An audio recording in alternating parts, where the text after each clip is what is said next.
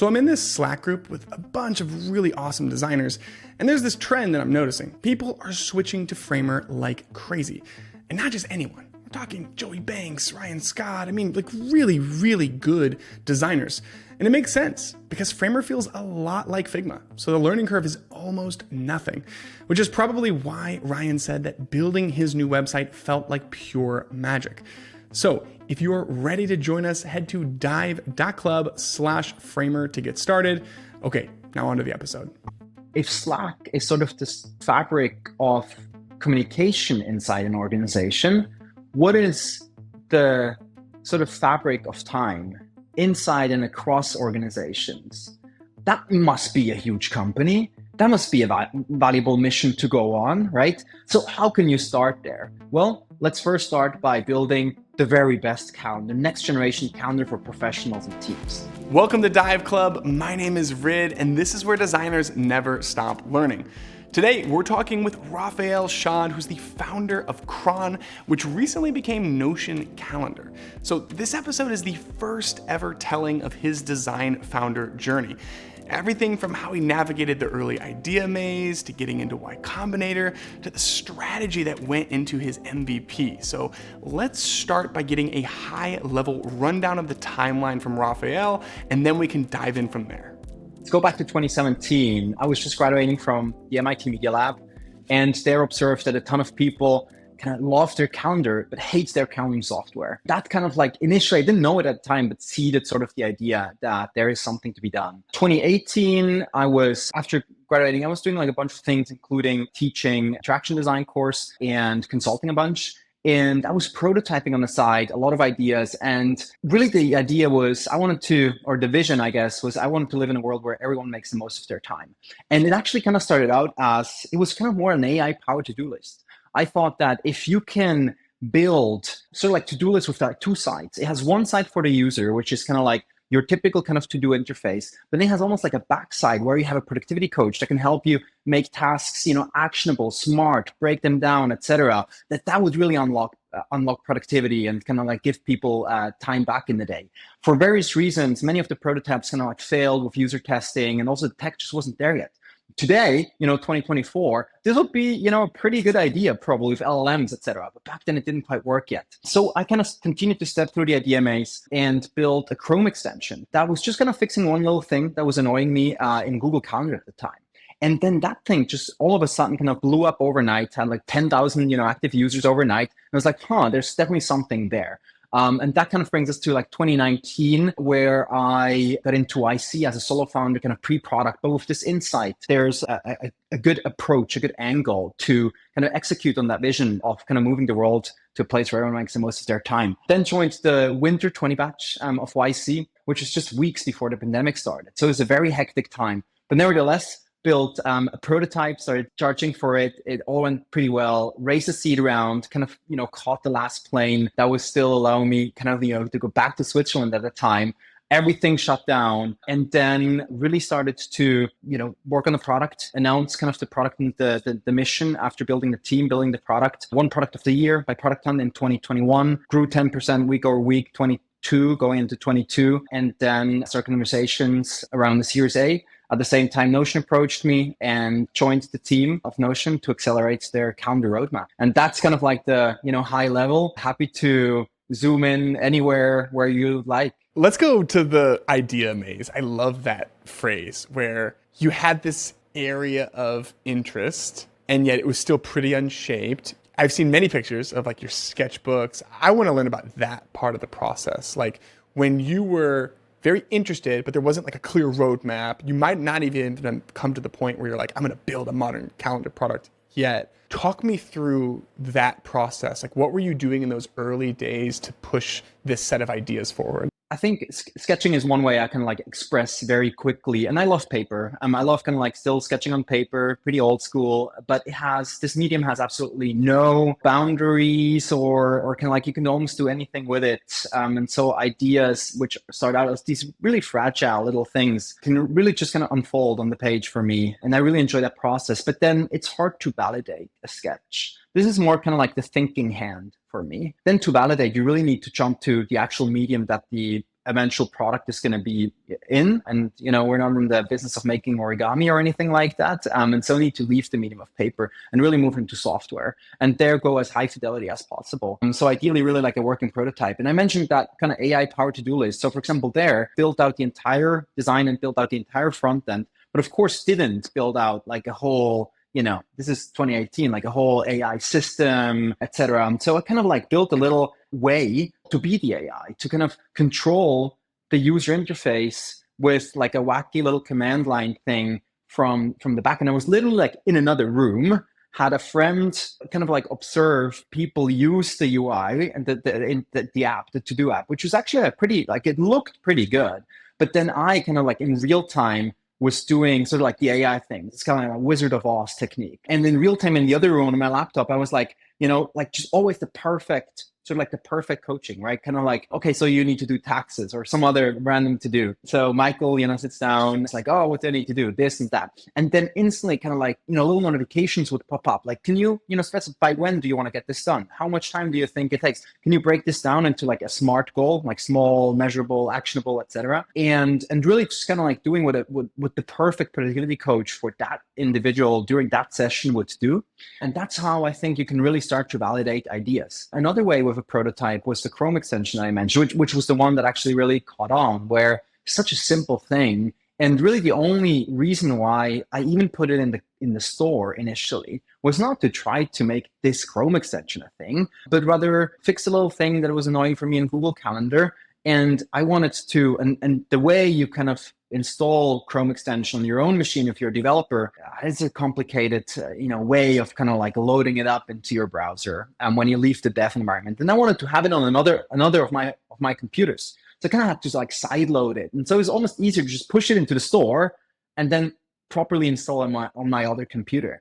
And boom, that thing all of a sudden had, thousands, tens of thousands of users pretty much overnight with like little to no marketing. I mean, no marketing really. I just went into one of the forums in Google help forum or something like that and just kind of like answered a popular question, like how do I do X? And I was like, oh, you do X by installing Y. So kind of almost just solve my own problem. Now, this doesn't validate how you can build a business, building a calendar, but it does kind of like shows less the solution, it shows more the problem. When you're working on this Chrome extension, like how clear is the vision? Like, was this always a stepping stone to the full calendar product, or were you still just kind of experimenting and trying to figure out what is interesting? So the way it kind of stacks up, vision, mission, product, and then sort of like the MVP to the product, and then sort of like, the MVP to the problem. That's kind of like how it stacked up. So the vision was unchanged from between all the ideas and the prototypes. The vision was, a world where everyone makes the most of their time. And the mission kind of derived from the vision was basically building the time layer of the internet. If you think about Microsoft, kind of like put a PC on everyone's desk, at some point you kind of run out of your mission. Like if you really like execute for decades, you can sort of accomplish a mission. A vision is never accomplished. Like that's just a state of the world you want to work towards, right? But if you have a really ambitious mission, it should be something that maybe kind of like can take you like 10 years and really like, build a big business. And the big mission I want to kind of to rally troops to go on with me was to build the time layer of the internet. I didn't really know exactly what that meant, but there was just a lot of innovation happening in sort of like the calendar adjacent spaces. Think about kind of, sharing availabilities, about kind of time optimization inside teams, etc. None of that was part of the core calendar experience. And the core calendar experience hasn't really evolved at all, be it for the personal nor for the work context. Also, like a lot of people install kind of these like, local time trackers. And there was just a lot of kind of innovation happening at the fringes, and the middle didn't really innovate. If Slack is sort of the fabric of communication inside an organization, what is the sort of fabric of time inside and across organizations? That must be a huge company. That must be a valuable mission to go on, right? So how can you start there? Well, let's first start by building the very best calendar, next generation calendar for professionals and teams. And that's how I kind of, broke it down. And that's kind of the first sort of like product that I started to develop.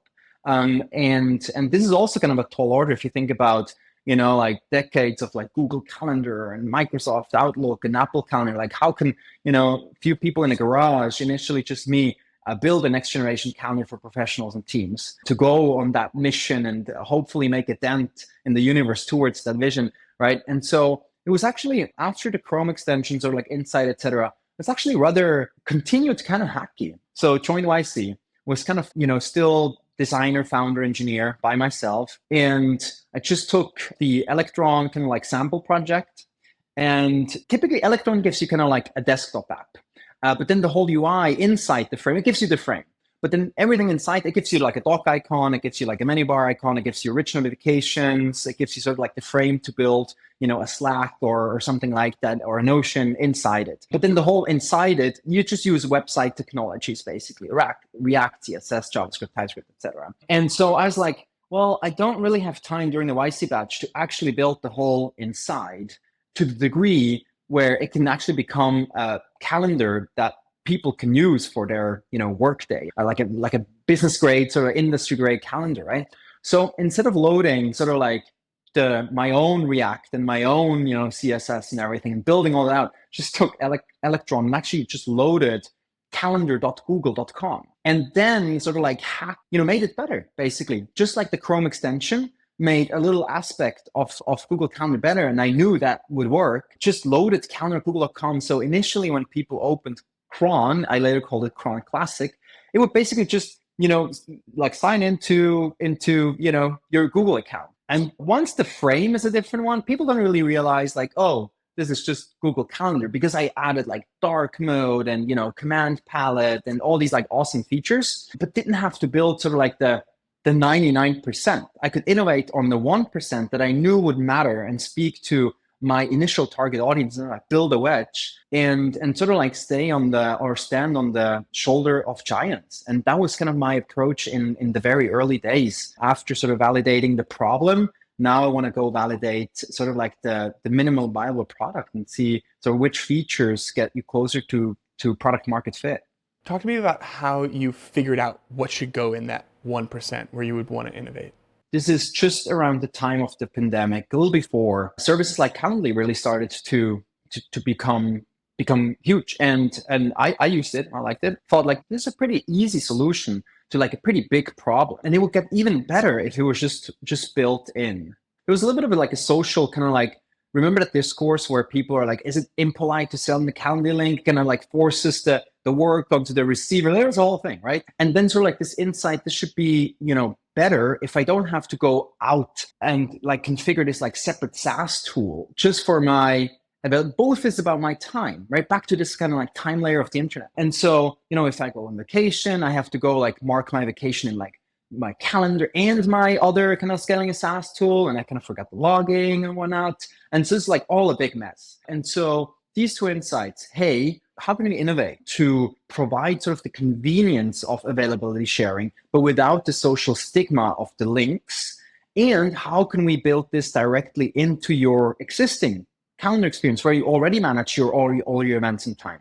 And that's kind of when this like goes back to an early sketch I did on paper, where it's like, what if I can just draw on my calendar and share availability slots? Has now kind of, picked up and become almost like a UI pattern. And so I think we kind of like spearheaded that, basically kind of built in that Electron thing that we can like DOM hacked into Google Calendar, made it all kind of prettier, added kind of powerful, Command K jump to, future date, NLP, event creation, etc. Added all of that, but then also the availability sharing, where you could initially just start it out as just spell out in clear text the times of the availability, then added kind of time zone awareness. What if the recipient is in another time zone? Let me not have to do the time zone math myself, right? Let me just the computer do that.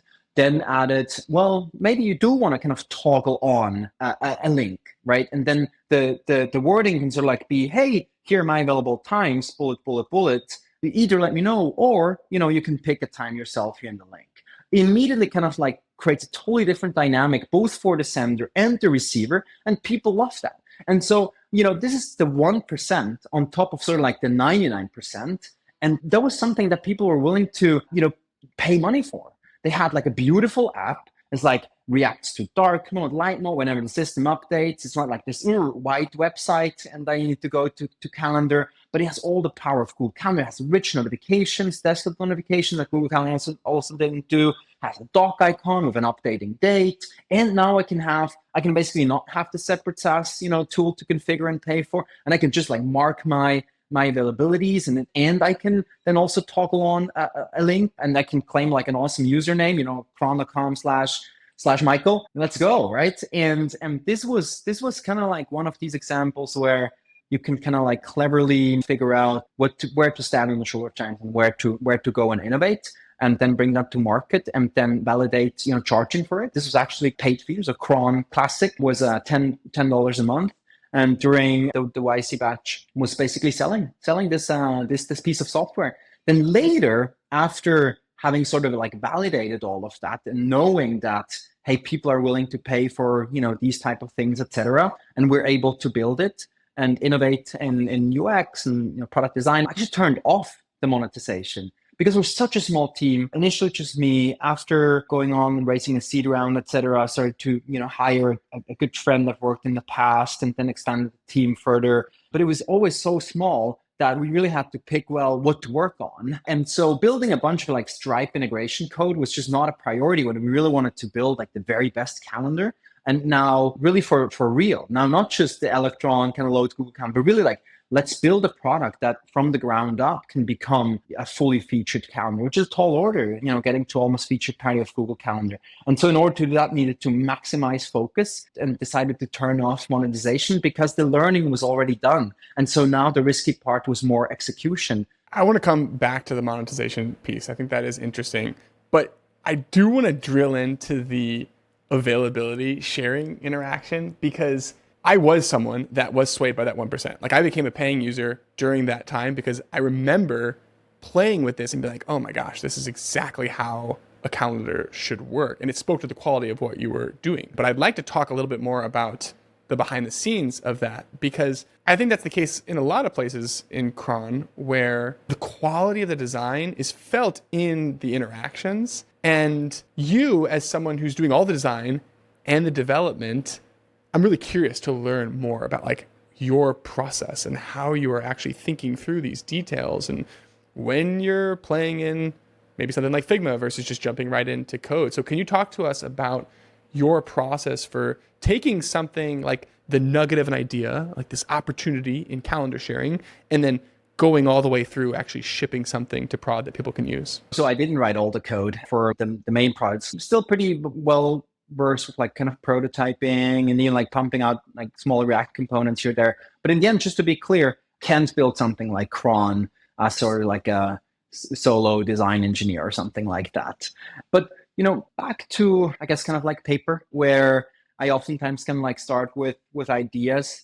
It's kind of hard to express the temporal dimension, time, on paper, like multiple frames, right? Like animations, interactions. This usually kind of ends up in panels where you almost like a comic kind of storyboard things out. That's not exactly where paper, I think, shines. So really kind of once I have the original or kind of initial ideas and the forms sort of like on paper, I pretty quickly then upgrade to the more interactive. Oftentimes prototyping happened, and still to this day, just with pure CSS and HTML, a little bit of JavaScript maybe. There's a lot of cruft that comes with using like the actual thing, like React and the whole build process and TypeScript and transpiler and all of that. That's like now you're in software engineering territory. You're maybe not the best designer. You're not doing your best design work if you have to worry about all of that. I mean, kudos to the people that actually just full stack do everything. But I think you probably, if you really want to come up with innovative designs, product decisions, interactions, etc., it's probably a little bit too in the weeds. It's more like kind of sketching with code. So it's just like folder, idea one, little HTML file in there, CSS, JavaScript, all in line. And then you can just, grab the file in Finder and just hold down the Option key and just, make a copy. And then it's like, index HTML 1, 2, 3, 4. And so kind of like sketching with code was always an idea that I really liked. And then just like iterating on many sketches and just, keep dragging the file. So there's not like, a single file and then I change it, I kind of keep making copies and then explore the ideas that way with very simple JavaScript and HTML and CSS. And this stuff has gotten super powerful. I of course always have to look up a lot on the Mozilla developer pages, etc. This kind of stretches my ability at times. But this stuff has gotten so easy.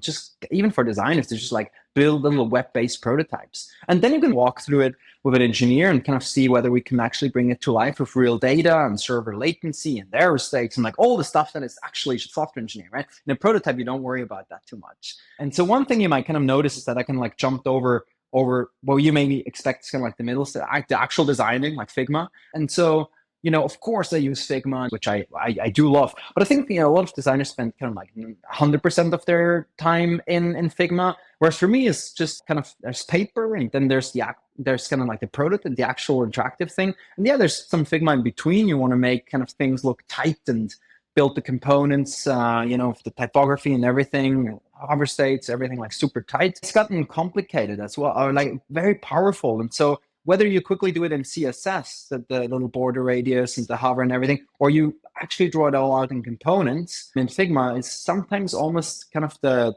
same amount. Okay, let's go back to the monetization piece now. I want to talk about it through the lens of your YC application, if that's okay, because I think I'm going to tell you my outsider's perspective, and you can tell me how accurate it is, which is basically, if you were willing to turn off monetization, yeah, there's the incremental cost, but also to me, that speaks that you're going for a ceiling, a very high potential outcome. You have no interest in building this as a very successful lifestyle business, which I think you could have done quite easily, and we're on that path in many ways. So how were you thinking about the type of company that you wanted to create, and what were some of the ways that you communicated that ceiling to YC? It's a great question, and you're exactly right. So a lifestyle kind of company, and this would have been, or just like a cash flow, sort of like providing business with maybe a lower ceiling, would have been very possible. And by sort of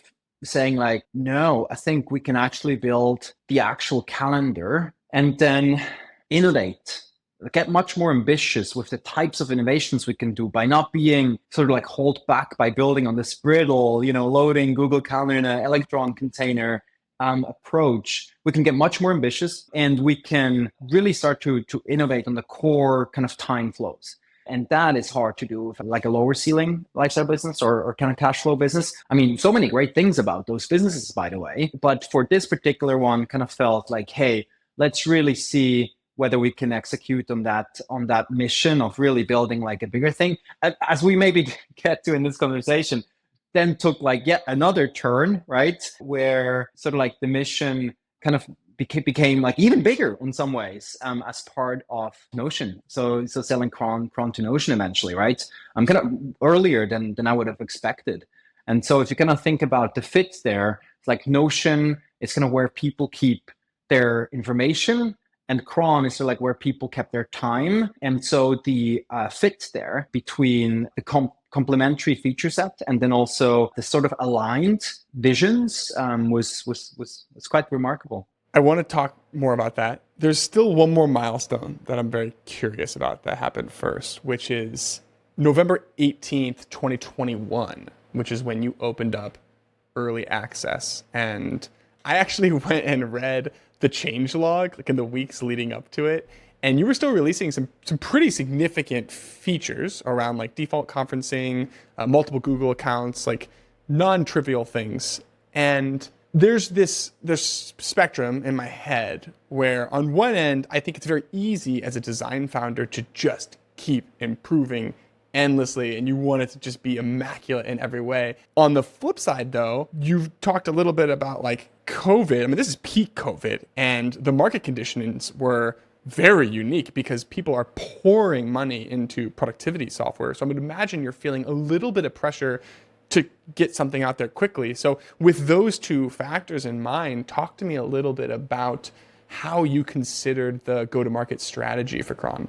Yeah, so after YC, started building, basically everything was sort of like set up to make the big investment into like building out the real product. Team, money, so like, okay, let's actually start, let's put Cron into like Cron Classic maintenance mode and really actually start building like the real thing. And it looks like that kind of took 18 months until that date that you mentioned, the end of 2021, the November date, when we really announced. But I'm not a big fan of like big splash launches. So we actually launched like many times up to that point. It's never like announced kind of more publicly because I always knew like it's not I knew when it was ready or not. And so we launched like many times. And it sounds like you were actually part of that, earlier group. And so we had this process of kind of every week kind of letting new users into testing the new app. And initially it was of course kind of just team internal, like how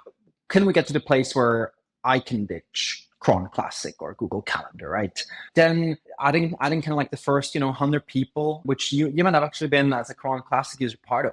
And then like every week, kind of like, as like every week we pumped out a change log addressing kind of like the previous week's feedbacks, and didn't want to kind of like do a big invest in marketing or anything, or let a ton of people in all telling me the same things, right? Like if I let a cohort in, hear what they like the feature gaps that prevents them from using this as a daily driver, then usually the magic number is kind of 5. That's kind of from user research studies. You find that once you have to talk to 5 people, you sort of get 80% of what everyone will then tell you. Yes, you can of course get higher percentage, kind of like 90%, closer to asymptotically to 100%, but it will take you unreasonably many sort of like conversations. And in this case, it was limited by A, my bandwidth, right? It can only absorb so much feedback from users every week.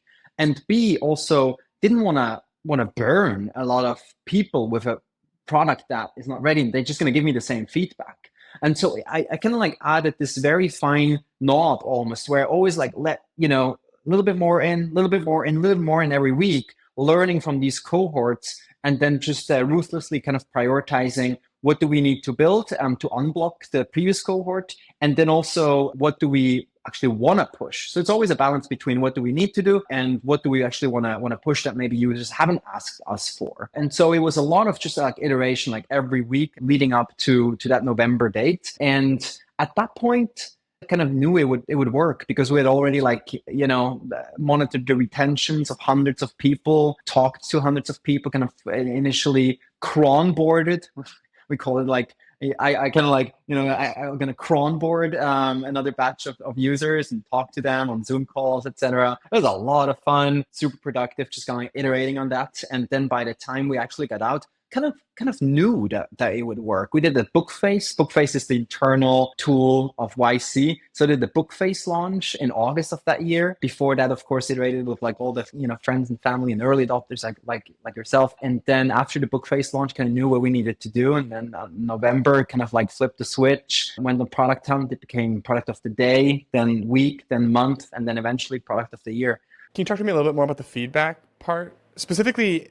Because, at this point, you're pretty much thinking about this set of problems more deeply than like anyone in the world. So what were you learning? Like, how did that feedback process in the early days shape what the product is today? Yeah, I think it kind of came in because it was such a special time during those years. Definitely made a bunch of learnings that I would have not anticipated, not thought of myself. COVID accelerated the importance of really robust conferencing integration, the idea of putting the conferencing call up in the menu bar, for people to like super quickly join Zoom calls. I'm actually not taking credit for that one. This kind of like just emerged in a bunch of like different tools, all sort of like at the same time.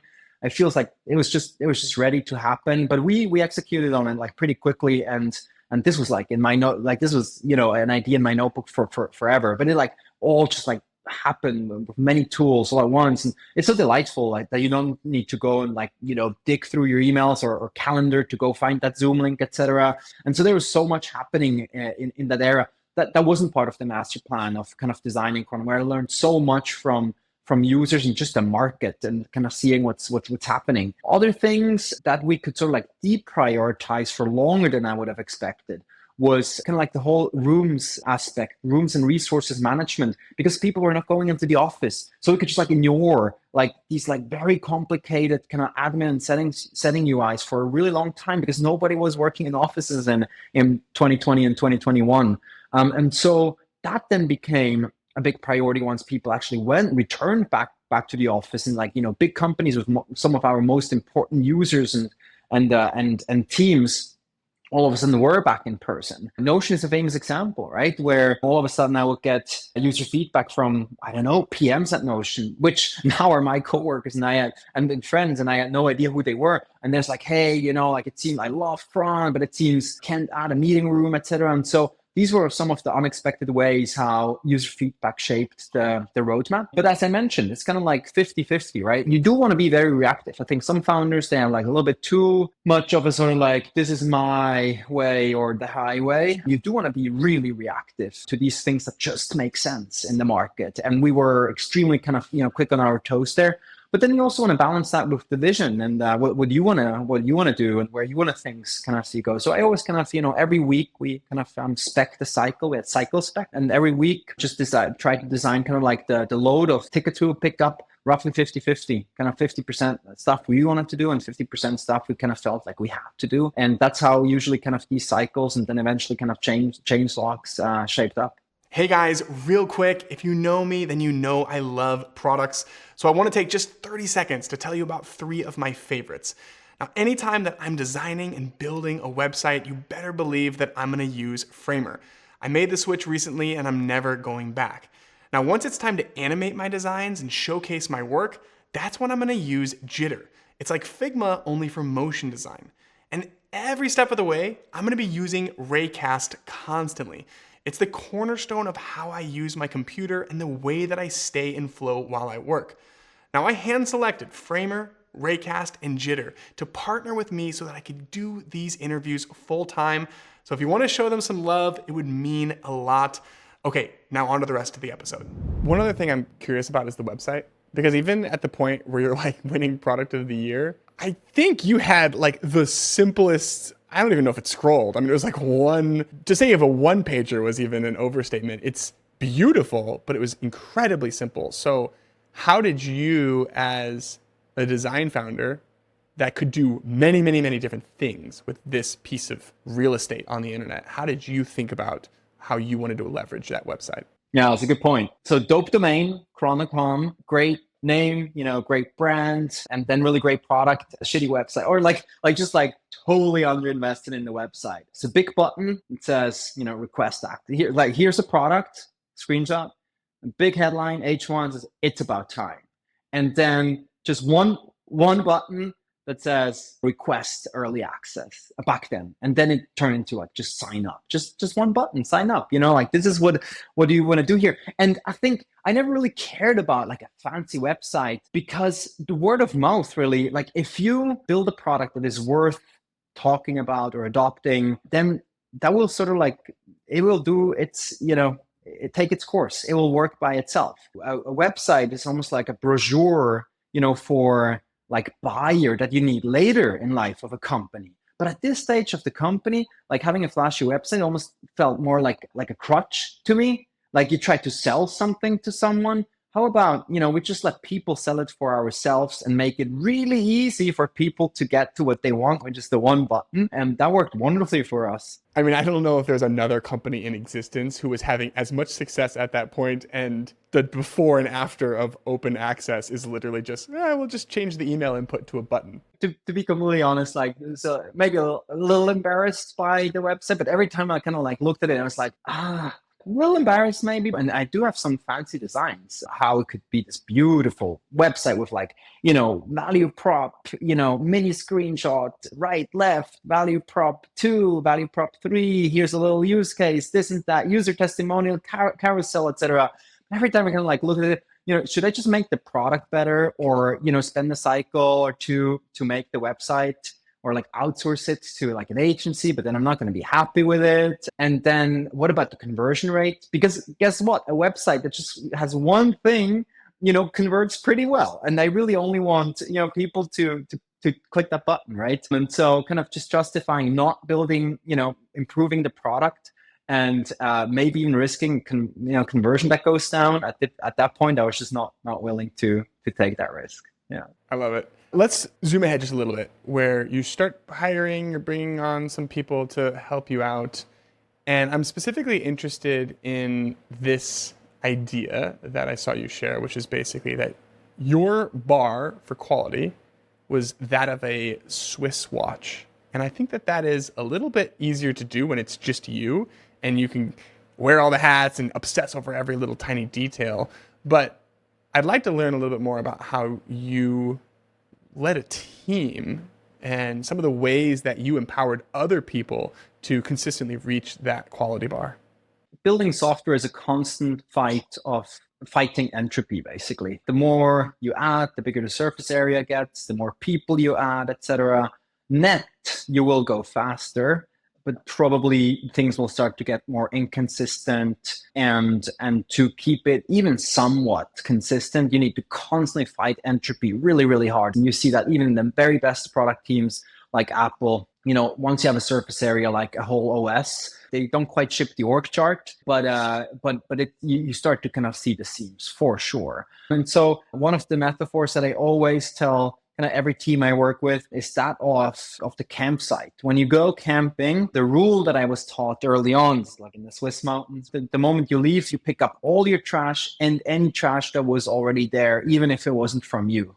You always kind of bring out more trash than you bring in, right? And the same is true of every change, be it kind of a change in like adding a dialogue, adding a tooltip, or pulling up a pull request to add a feature. Like every time you touch a file, try to first of all not leave any trash by adding things into the environment. And then second, every time try to kind of bring out a little bit more trash, even if it's as small as kind of like fixing a typo in a code comment, which, during the compilation, that goes away, doesn't matter at all, doesn't impact the user experience. But I do think that kind of like, the broken window theory in like New York of the 70s, right? Like once you have like a broken window, if you don't fix it, there's going to be instantly kind of more broken windows. The way the mayor back then kind of, if I remember the story correctly, kind of turned the city really around was that every time something was broken, like instantly fix it, so that, when someone comes to street, there is just no broken windows, and so why would anyone go and like break the first window, right? And so if you kind of come into file and there's like no typos and everything is neat, the same with design file, etc. Of course, you always have like the kitchen sink kind of part of your canvas, but if you kind of correctly label it, then that's totally okay. Then I do think that if you kind of like that brings the bar up, but it's constant fight of entropy for sure. I actually want to get even more in the weeds because you talked about Figma and these dialogues, and it reminds me of something that you said, which is that one of the most undervalued skills is dialogue and toast design. And within the Cron product, you have a lot of different menus and variants. So can you talk to us a little bit about how this idea of taking out the trash applies to your approach to like really large, complex systems that you're managing as a designer? How do you make sense of all of that and ensure that you're maintaining that quality level? Yeah, dialogues and toasts are, these little kind of like, UI elements that basically kind of interrupt the user to ask a question, yes or no, or like give a little extra information. Hey, this thing just happened. Do you want to undo it? Or it's just like FYI or error, here's why. And so I really think that dialogues and toasts are kind of like the one way like an application really has a conversation with the user. Static mocks and kind of like the face of the app, etc., are good and fine, and they define sort of like the look and feel when you land in an app. But then once you use a piece of software, really kind of like the conversative words in the sentences, the conversation is really like all the little sort of like interruptions and FYIs, etc., that the software kind of presents to the user. And so I'm kind of like a stickler to like really be like really crisp and clear and consistent in all these interactions, because that's how Cron kind of like speaks to the user, right? It's really hard because all these special cases, edge cases, options, FYIs, error states, they all live in code. They don't live in design. In design, you maybe have like a component for what an error toast looks like, or a dialog with the primary and secondary and cancel button, etc. looks like. But that's just the visual design of the dialog. I don't care about that as much. Of course, I kind of want to make it gorgeous and nice and drop shadow and dims the background and, has like a little hover state and it's all like, nifty. But really the content of this component is where I think kind of, I guess, uppercase D design shines versus kind of like the pixels lowercase d design. And this is where you need to build big bridges as designers with the engineering team. And so, for example, like I just have like gigantic Figma files where I keep all toasts and dialogues actually just like designed out, like spelled out. Like every single permutation I have in there, and really want to keep like fight hard to keep it in sync with the code base. Engineers, they love to just kind of like throw in like a little line of code that adds like a little toast dialogue to kind of handle a special case. So I added to the pull requests template on GitHub, added like a little step that engineers can like check off that says, if this PR introduces a dialogue or a toast or something similar, there's other examples, ping, like Slack channel X or something like that. So I really want to be aware of these of this surface area, and then I usually kind of try to keep it in sync between Figma and code. And the reason for that is it's really hard to see that state of the software all in one canvas. Like it's really hard to get into the software into these states. And so oftentimes when I add a new dialogue then, or an engineer hits me up, hey, like we need a new dialogue to handle this, I will go and compare like what are all the similar dialogues that we already have, what are some tooltips even that refer to similar concepts, copy them all into that file and kind of build like a little context kind of bubble around that one dialogue that I need to design. And again, the component is already done. I'm not actually designing the component, but now I'm like really thinking about what are the options, what are the words, what are the nouns, what are the verbs, what are the adjectives, like how do we refer to the same concepts consistently, and then make dialogue as I think it should be. It's really cool to hear. Like I haven't heard someone talk about that level of attention to detail to something that is just pretty easily overlooked. And unfortunately, it shows a lot of products, which is why you prioritized it. I love hearing that. I kind of maybe want to zoom out from that a little bit. You've talked about this idea between parity, between Figma and code. Do you have that same bar for other parts of the product? More broadly, how do you think about the state of Figma as it relates to code, and maybe even the level of systems that you're investing in? Yeah, definitely created a design system, like pretty much from the get-go, maybe more like a design toolkit. Can you talk a little bit about the difference between those two in your mind? Yeah, like design toolkit feels like a little lighter weight, kind of components I can kind of reuse so things look good and consistent, etc. Design system to me is like a very big company word, or it has become that. I think when we designers kind of like set design systems, maybe like 5-10 years ago, I think we kind of meant what I now mean by design toolkit. But over the last years, and this is also like partially attributed to, I think, kind of like Figma really nailing design system tooling for big companies. Kudos to them, right?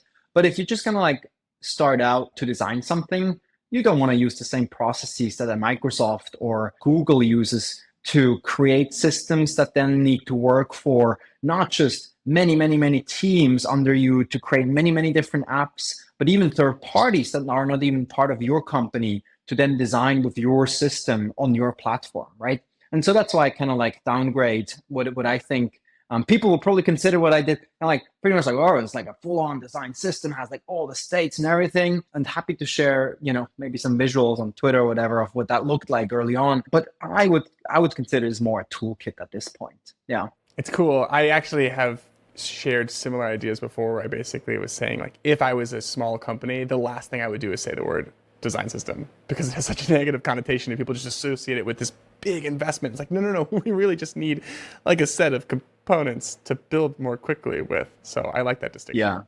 Yeah. So I think, where kind of design tooling is right now for you, it's kind of impossible to keep code and the whole app in sync. And so probably the better approach, I don't love it, but probably the better approach right now is you basically kind of take a screenshot of the current app, and then you just kind of like, draw the new UI over it.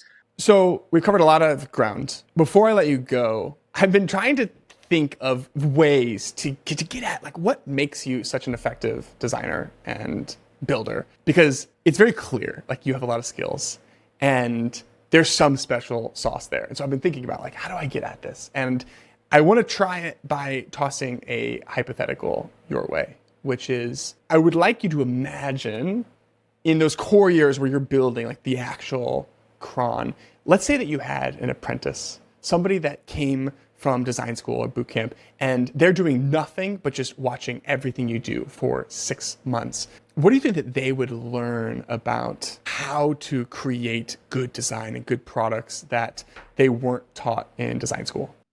It's a good question. Maybe the one thing, if you know, kind of hypothetical, the person kind of like, oh, this is the one thing that I learned, or maybe I've kind of like heard that from people that I've worked with in the past. There is a way to work very effectively and quickly, yet be very intentional with details. So oftentimes people kind of fall on a spectrum of like being kind of quick but hacky, or sort of like detail oriented but take a little bit like everything is like too considered. And I think there is a way by just putting a lot of thought and energy into what you're doing, being very considerate in your moves, by doing both, by really just kind of like moving fast and decisively, but with very high craft. And this is something that I think is hard to study or put in words, and that needs to be observed. And this is something that I would hope someone to take away. Let's put a bow on the story here. So you've talked a little bit about the acquisition. Cron recently became Notion Calendar. Can you tell us a little bit about what that was like, and maybe even give us a glimpse of like what has you excited when you look forward to the future and you're still, what it sounds like, still working towards this early vision? 100%. Yeah, we're still just 1% of the progress bar is loaded. You know, yeah. Notion Calendar launch a couple months ago was a huge success. It really meant moving Notion to become a multi-product company. At the day of launch, we signed up more than 1 million users and millions since then. And so there's much more to come building out so like Notion as a multi-product company. Super excited about everything we get to do in that space, and then also within Calendar more specifically, and looking forward for everything to come. You also have a config talk coming up. Maybe as a way to close us out here, can you give us a little glimpse of what's on your mind and maybe where people can follow along with the progress? Yeah, absolutely. Yeah, I'm going to speak at the Figma conference this summer in San Francisco in June.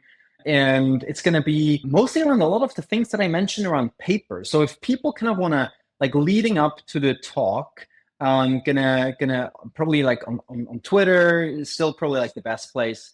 I'm gonna share a little bit more of kind of like the behind the scenes, the sketching, etc. And I'm developing the talk to be about sort of like the power of the page, the power of paper in the creative process. I love it. I'm very excited. I will definitely be there. Raphael, thank you for taking the time to share the story. It's really great. Congrats on all of the success. Thank you so much. This was a wonderful conversation. Huge kudos to you, kind of like getting this content out to this wonderful community, and hopefully there was something interesting in this conversation for the listeners. Yeah, feel free to hit me up on Twitter. I'm just at Raphael Schaad, my full name. So it should be easy to find. Happy to connect with the audience.